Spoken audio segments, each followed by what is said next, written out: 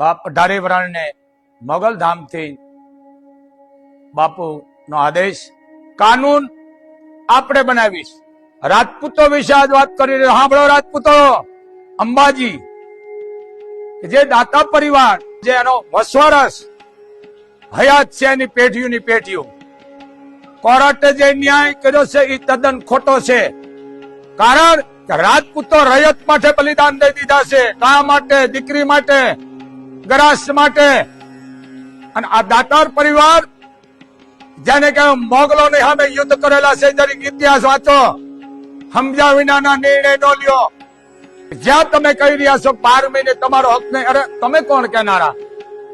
કોર્ટના ન્યાયને હું માન્ય નથી રાખતો. અને આ તદ્દન હુકમ જે લીધો કોર્ટે ખોટો. ઘરમાં ગઈ પૂજા કરો, આ તમારો કોઈ શોભતો નથી આ બોલવાનું. ત્યાં ખપી ગયા છે ધર્મ માટે. એનો હકીકતમાં હક એની મંગળા આરતી એના પરિવાર કરી શકે. તમે 12 મહિનાનું નથી કહેતો. એ રાજવી પરિવાર છે, દાતા પરિવાર છે. મંગળા આરતી કરવાનો એનો અધિકાર છે હવ પેલા, પછી બીજા બધા કરે. આ ક્ષત્રિયોના લોહીમાં છે.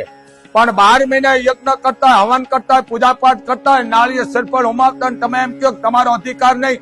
તદ્દન તમારો નિર્ણય ખોટો છે. મોખડાજી ગોહિલ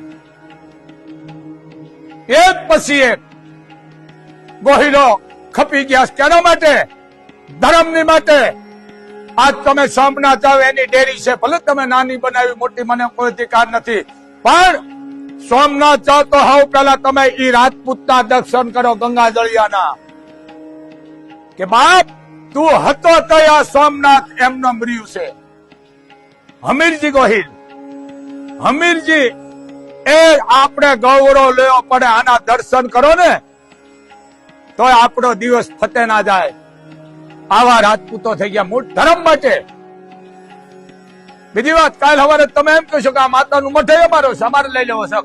જરીક સમજો. માટે 552 રજવાડા આપી દે. જેનામાં દેવાની તાકાત હોય ને એના પાસે લેવાની હોય. સાંભળી લેજો, આ બહુ ભરાવદાર શબ્દ હું બોલી રહ્યો છું. આમાં કોઈ પણ આમાં કારણ આવતું નથી.